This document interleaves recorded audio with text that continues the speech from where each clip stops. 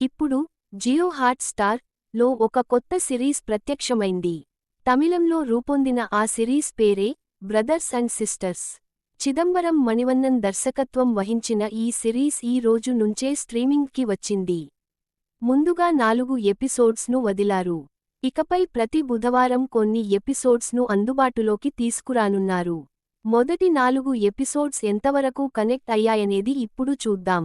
చెన్నై నగరంలో షణ్ముఖ సుందరం, బోస్ వెంకట్ ఒక పెద్ద బట్టల దుకాణాన్ని నడుపుతూ ఉంటాడు.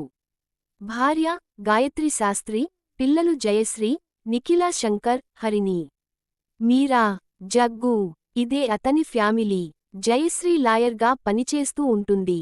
హరిణి ఒక ప్రైవేట్ సంస్థలో పనిచేస్తూ ఉంటుంది. ఇక మీరా విషయానికి వస్తే ఆమె క్రికెట్లో రాణించడానికి తనవంతు ప్రయత్నం చేస్తూ ఉంటుంది. ఆ విషయంలో అశ్విన్ ఆమెను ప్రోత్సహిస్తూ ఉంటాడు. జగ్గు మాత్రం డీజేగా తన కెరియర్ను కొనసాగిస్తూ ఉంటాడు. హరిణి పనిచేసే సంస్థలో సిద్ధార్థ్ హెచ్ఆర్గా పనిచేస్తూ ఉంటాడు. అతను ఆమెను ప్రేమిస్తూ ఉంటాడు. ఆ విషయాన్ని హరిణితో చెప్పినా ఆమె పెద్దగా పట్టించుకోదు. అయినా ఎలాగైనా ఆమెను సొంతం చేసుకోవాలనే ఉద్దేశంతో సిద్ధార్థ్ అనేక ప్రయత్నాలు చేస్తూ ఉంటాడు. ఇక జయశ్రీ విషయానికి వస్తే కొంతకాలం పాటు ఆమె బెంగుళూరులో ఉండవలసి వస్తుంది.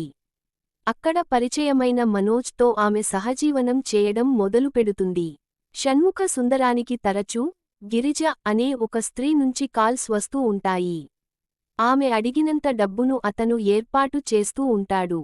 ఆయన రెండో కూతురు హరిణిని తన దారిలోకి తెచ్చుకోవడానికి సిద్ధార్థ్ తన తల్లి చెప్పిన ప్లాన్స్ ఆచరణలో పెడుతూ ఉంటాడు. జయశ్రీతో 6 నెలల పాటు సహజీవనం చేసిన మనోజ్ ఆ తరువాత కనిపించకుండా పోతాడు. దాంతో మనోజ్ ఫ్రెండ్ ప్రియంతో కలిసి జయశ్రీ అతనిని వెదకడం మొదలుపెడుతుంది. షణ్ముఖ సుందరానికి తరచూ కాల్ చేసే గిరిజ ఎవరు? ఆమెతో ఆయనకి ఉన్న సంబంధం ఏమిటి? మనోజ్ కారణంగా మోసపోయిన జయశ్రీ ఎలాంటి నిర్ణయం తీసుకుంటుంది? హారిణిని బుట్టలో వేసుకోవడానికి సిద్ధార్థ్ చేసే ప్రయత్నాలు ఫలిస్తాయా?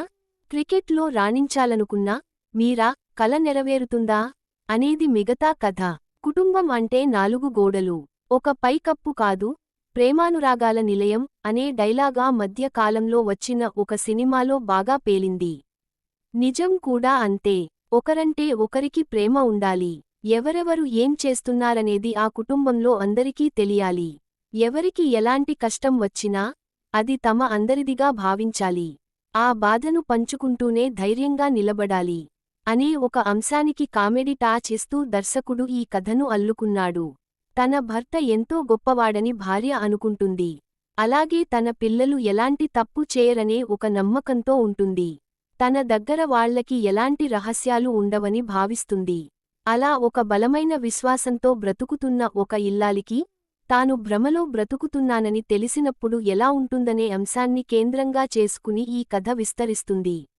షణ్ముఖ సుందరం అనే ఒక బిజినెస్ కుటుంబం చుట్టూ ఈ కథ తిరుగుతుంది. 3 ఆడపిల్లలు, వాళ్ల కెరియర్, వాళ్ల ప్రేమ వ్యవహారాలను టచ్ చేస్తూ మొదటి ఎపిసోడ్స్ మొదలవుతాయి. మరోవైపున షణ్ముఖ సుందరంలోని కనిపించని కోణం వైపు నుంచి మరో ట్రాక్ నడుస్తూ ఉంటుంది. అందువలన ఈ కథ బోర్ అనిపించకుండా ముందుకు వెళుతూ ఉంటుంది. దర్శకుడు ఆయా పాత్రలను, స్వరూప స్వభావాలను డిజైన్ చేసిన తీరు బాగుంది. మొదటి 4 ఎపిసోడ్స్లోనే ప్రధానమైన పాత్రలను చాలావరకు పరిచయం చేసిన తీరు మెప్పిస్తుంది.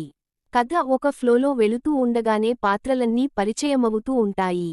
సజత్వానికి దగ్గరగా ఈ కథను ఆవిష్కరించిన తీరు ఆకట్టుకుంటుంది.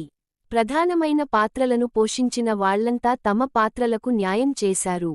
మణికందన్ రామమూర్తి ఫోటోగ్రఫీ, శరణ్ రాఘవన్ నేపథ్య సంగీతం, చంద్రు ఎడిటింగ్ ఫవాలేదు. కథ మొదలైన దగ్గర నుంచి చాలా సహజంగా ముందుకు వెళుతుంది. ఎక్కడా కృతకంగా అనిపించదు. కథ ఎప్పటికప్పుడు లొకేషన్స్ మార్చుకుంటూ, మలుపులు తీసుకుంటూ ముందుకు వెళుతుండటం వలన ప్రేక్షకులు ఫాలో అవుతూ ఉంటారు. మున్ముందు ఎంట్రీ ఇవ్వనున్న విలక్షణమైన పాత్రలు, ఆసక్తికరమైన మలుపులు, కామెడీ కంటెంట్ను బట్టి ఈ సిరీస్కి మరింత బలం చేకూరే ఛాన్స్ ఉందని చెప్పచ్చు.